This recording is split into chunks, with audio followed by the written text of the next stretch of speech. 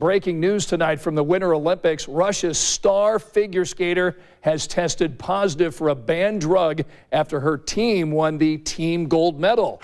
She's still going to be allowed to compete in the Winter Olympics. Why?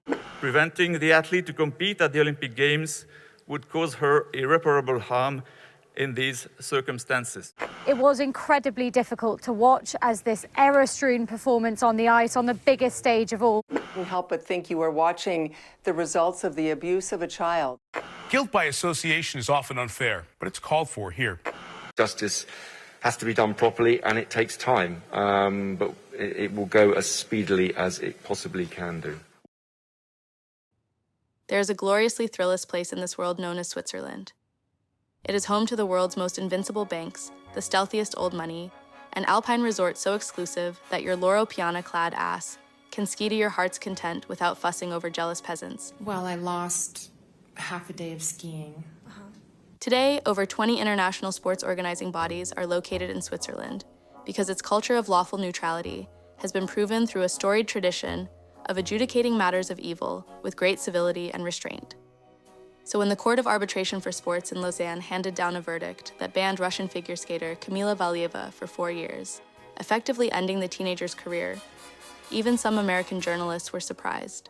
Phil Hirsch, who had spent the past 3 decades reporting on Olympic sports, remarked that they could have found her guilty, given her a slap on the wrist, given her a 3-month suspension, given her a 2-year suspension. They threw the book at her. But if one were to read the fine print of the throne book, it'd become obvious that not only did the Court of Arbitration for Sport distrust Valieva's defense, it fundamentally did not regard her legal counsel as serious people.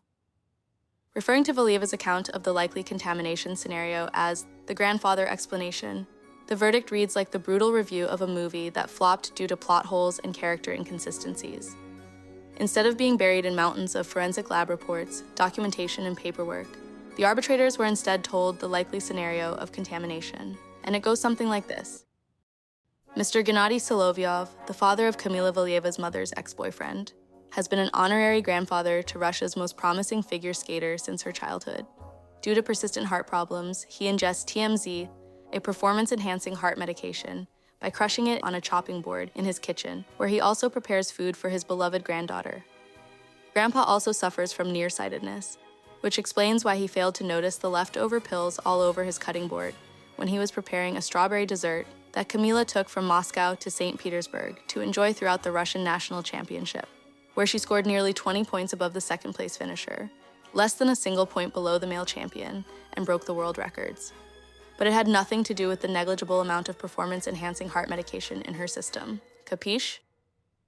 But besides the shoddy legal strategies, the personalities involved in the Valieva doping scandal milked the goodwill out of her plausible deniability long before her case made it to the bench in Switzerland. The lore and mythologies around the glorious sufferings of Sambo 70 skaters had fascinated figure skating fans for a decade before the doping scandal made the shit show far too heavy. But Khocheteri Tberidze and her ramen-textured hair stole the spotlight as the obvious antagonist. In her dazzlingly unabashed villainy, people forgot that she too was just playing a role. The true showrunner of the Quad Revolution had always stood in the shadows, and if you hand him the mic, he will gladly start singing. This will prove to be a real f***ing problem.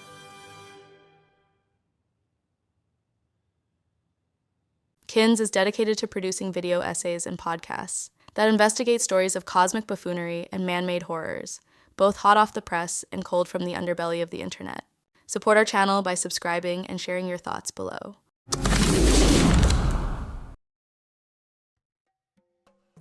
Philip Shvetsky, like Dr. Frankenstein, is a maverick. This is a practical comparison because reanimatology, Shvetsky's specialty within his chosen field of anesthesiology, is centered on resuscitating the clinically dead. Dr. Shvetsky once bragged that his athletes test higher in lactic acid, which the human body naturally produces in reaction to stress and infections, than actual corpses. Although it might seem unusual for an anesthesiologist to become a sports medicine doctor, if you followed Russian figure skating, you'd know, pain is the game. I felt awful. Yeah. I felt so bad, and I just really wanted to kill myself, so. And while Eteri Tberidze has served as the public face of Sambo 70, her world-renowned brand of consistency only began around 2016, when Dr. Shvetsky started traveling with her skaters internationally. Shvetsky began working in figure skating through coach Nina Moser and was instrumental in her athletes' victories in Sochi and Pyeongchang. And there's a coach, Nina Moser, season's best, personal best, an extraordinary performance. But by 2019, he had shifted his focus to the teeny boppers at Sambo 70, who would go on to revolutionize women's figure skating. However, Shvetsky grew comfortable with WADA's probings long before he became famous for allegedly doping Kamila Valieva. He was first disciplined in 2006, after he admitted to administering drugs intravenously to Russian rowers. Then, in 2016, ice dancer Ekaterina Boborova tested positive for the recently banned substance meldonium under his care, but had her suspension overturned based on uncertainties over how long the drug can stay in the body. The same year, pair skater Ksenia Stolbova was alleged to have submitted swapped urine samples in a WADA-commissioned investigative report over systemic doping at the Sochi Olympics. Oh, look at that. Marvelous. The IOC subsequently banned her from the Games in Pyeongchang, but Shvetsky's other athletes were allowed to claim 10 silver medals and 1 gold. Fool me once, shame on you. Fool me 3 times? Could I have a thing for being fooled? But Shvetsky's employers at the Federal Biological Medical Agency are no fools. FMBA runs a robust scientific institution that connects athletes with researchers and scientists from a network of over 20 universities and research centers across Russia. The FMBA has broad access to athletes' biometric data, collecting and analyzing everything from blood samples to saliva to the chest circumference of prepubescent trainees. And while it provides athletes with healthcare, it also conducts experiments and studies to advance Russian sports. Going through its research gives us a glimpse into the state of physical wellness for athletes in Russia, and it is not for the faint of hearts.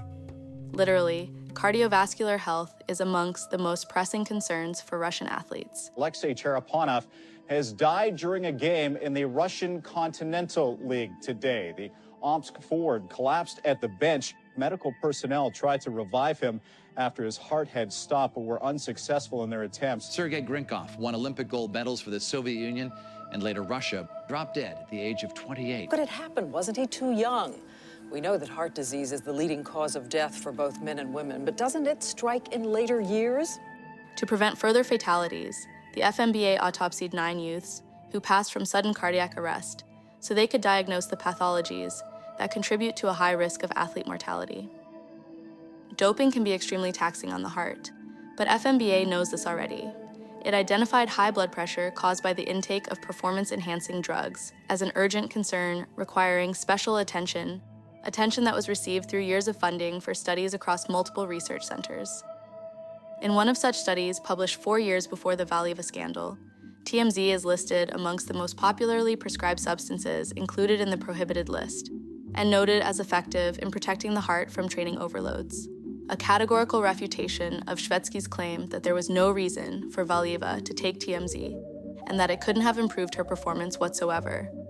But had Shvetsky not so valiantly asserted himself into the spotlight, we never would have followed him down the paper trail of scientific research back to FMBA. Has he been a liability? Yes, but nobody gets to keep their job despite multiple fuck-ups unless they earn their keep. What Shvetsky lacks in discretion, he compensates in ingenuity. The doctor has long pioneered the therapeutic use of xenon, a euphoria-inducing noble gas banned by WADA for its ability to boost the production of EPO, aka dope. Conveniently, the detection of xenon has yet to be perfected beyond a 48-hour window. But just because Shvetsky pioneered the use of xenon, operates a xenon clinic, sells xenon gas, and portable machines to administer it, does not mean that he gives it to Russian athletes, who were rumored to have set up xenon tents at the Sochi Olympics, where he allegedly partook in systemic doping. And if you'd like to make such an accusation, Shvetsky will sue you in a court of law in Moscow, where they judge slanders against honored physicians of the Russian Figure Skating Federation extremely judiciously. And Dr. Shvetsky would like to remind you that accusers representing hostile NATO allies cannot be considered credible sources, such as when Canadian Olympic medalist Megan Duhamel reported witnessing Shvetsky's patient Ksenia Stolbova, yep, the same Ksenia Stolbova, who was alleged to have submitted a swapped urine sample at the Sochi Olympics, disappear alongside her teammate and Dr. Shvetsky in between warm-ups and competitions. They used to go into a change room with him, which I always found it really funny, because it's like, We traveled with a sports doctor too, but we didn't even talk to the sports doctor unless we actually had an issue. Dr. Shvetsky rebuked Duhamel by suggesting she had emotional disorders, the cause of which can only be found in the works of Freud. You should rightly walk away from any discussion during which the opposing side demands that you look to Freud for answers, because no one is obligated to negotiate with a terrorist. But at this point in the story, there have been more than enough implausibly fateful coincidences for people of sound mind and logic to declare the Valieva account, if not completely bogus, riddled with half-truths and deceit. And despite the severity of her punishment, most followers of the scandal would consider Valieva's ban a win for clean sports. After 2 years of legal limbo, Team USA and Japan finally received their medals at a standalone ceremony during the Paris Olympics. Except by now, a far more advanced doping conspiracy has already overshadowed the stale travesty that is the Valieva doping scandal. The FBI has launched a criminal investigation into 23 Chinese swimmers for doping. The swimmers tested positive for a banned substance in 2021, but were allowed to continue competing, including at the Tokyo Olympics. The testing positive of TMZ was handled very differently in the case of Kamila Valieva. She was given a 4-year ban. And in this case, WADA had not only okayed it, but not shared it publicly whatsoever. 一些人还是不信的话，那我们也没有办法再去做什么，叫什么无所谓的一些辩驳，因为清者自清。As athletes, our faith can no longer be blindly placed in the world of anti-doping agency, an organization that continues to prove that it is either incapable or unwilling to enforce its policies consistently around the world. Like a step sequence choreographed by Eteri Tutberidze, this story is filled with weird twists and turns.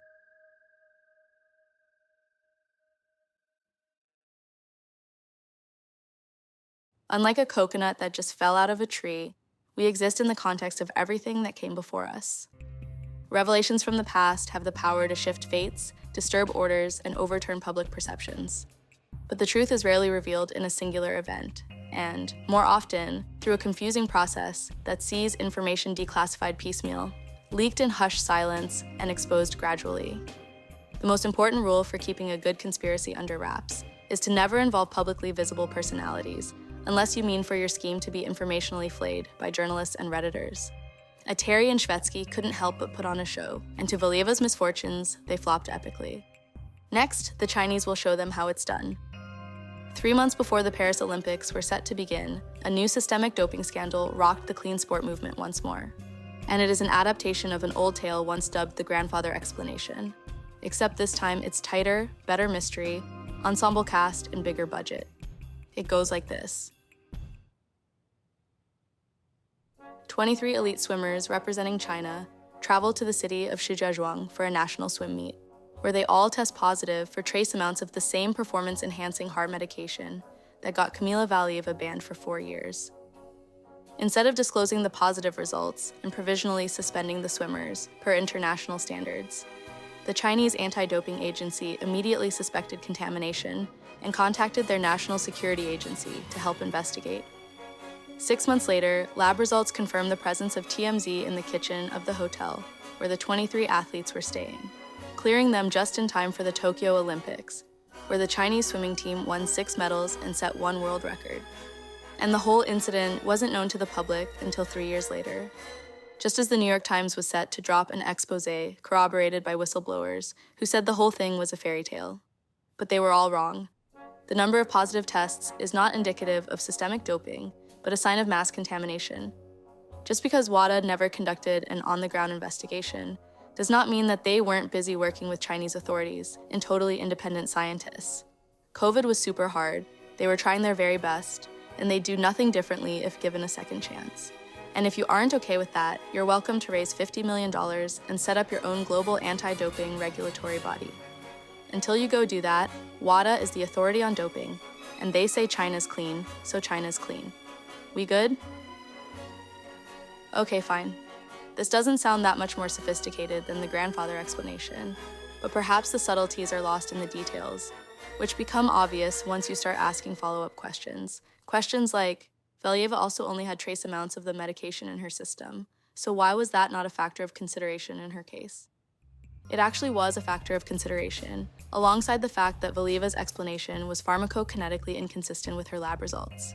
the trace amount in Valieva's system could indicate that she ingested the substance days before testing. In contrast, the amount detected in all the Chinese swimmers was so low it could be pharmacologically excluded that they were microdosing or at the end stage of metabolizing the substance. How could the medication still be found in the kitchen, months after contamination first made contact? Well, TMZ, once broken and cooked, evaporates and sticks to surfaces and kitchen counters. And if the kitchen staff at the esteemed Huayang Holiday Hotel wants to crush up their heart medication like a cocaine addict, it is their God-given right. But why weren't the athletes given mandatory provisional suspensions? Why doesn't WADA publish its findings? A provisional sentence is not mandatory in a case of suspected contamination. And WADA is not at liberty to publish its findings, which include sensitive information that could potentially harm the Chinese athletes, which includes several minors. That being said, if you'd like to sue a minor athlete in the Court of Arbitration for Sports, we'd totally let them publish her medical information, autopsy her family history, and call her grandfather non-existent. But if this is still not high concept enough for you, accept that the Chinese explanation is anchored on the immutable scientific reality that there is no way to disprove nothing. Instead of sprinkling in easily verifiable details like a sick grandparent with a pre-existing medical diagnosis, China submitted no theory about how the contamination occurred, only evidence that it did. Contamination can be difficult to identify and explain, such as when American swimmer Madison Cox also tested positive for TMZ due to an iron supplement, or when track athlete Ariane Knighton also avoided a provisional suspension, despite testing positive for trenbolone, because his failed drug test was more likely than not caused by contamination. Here comes the unfold of the bend, and Knighton now into his running. Nina in pursuit. De Grasse with a lot of work to do, and Falbulla looks to be labouring. It really is all too easy. 1978 for Ariane Knighton. Brilliant sequence of races. It's a meeting record as well. Here he is representing the United States at the Paris Olympics, despite testing positive just 3 months prior. Whether or not contamination did happen, and no matter how you feel about the Chinese government, the rules have been written so that players can leverage scientific uncertainty into doping exemption with the right corroboration and legal arguments. But if you still can't get over the fact that China gamed the system, you're not alone. You've got the rock-hard support of the American government on your side. In fact, the United States Anti-Doping Agency has sought the help of the FBI in their pursuit of Red Dead justice. Gentlemen, this is Democracy Manifest. What is the charge? Eating a meal? A succulent Chinese meal? In their noble cause, the United States must dismantle WADA's authority, and with it, whatever illusion of fairness is left of the Olympic movement. And despite a very open feud and many public disses, it is absolutely not ready to do that. Because guess which city famous for toffee and Christian polygamy is set to host the 2036 Winter Olympics? Salt Lake City, Utah. Utah leaders signed an agreement requiring them to lobby the federal government to drop the investigation of suspected doping by Chinese swimmers. It was clearly not a case of doping. And according to all the available evidence, scientific and otherwise, it was a case of no-fault environmental contamination, and the low levels of TMZ present could have given no performance enhancement to the athletes concerned. But do not mourn the Olympic movement. Think of clean sports instead as the lessons we learn about cheating along the way, the advancements we've made in pharmacology, the insults we've hurled at one another through Google Translate, and the discourse? Oh, the discourse. Once we've rid ourselves of this precious whataboutism, surely we'll be united in building clean trades, clean diplomacy, and even clean war. One day, we will figure out a way to make it fair for everyone. Might as well keep playing until then, right?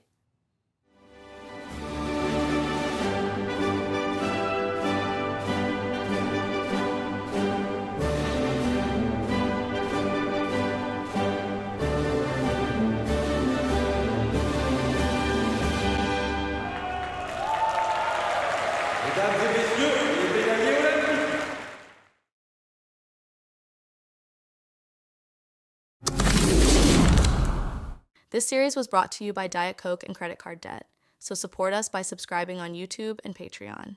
We'll be releasing the 3rd episode of the No Games in Moscow series, focused on Russophobia and Sinophobia, both perceived and real, as soon as our budget and mental health allow. In the meantime, listen to our podcast, Uncancelable, a series of stories on sexual transgressions, available now on Spotify.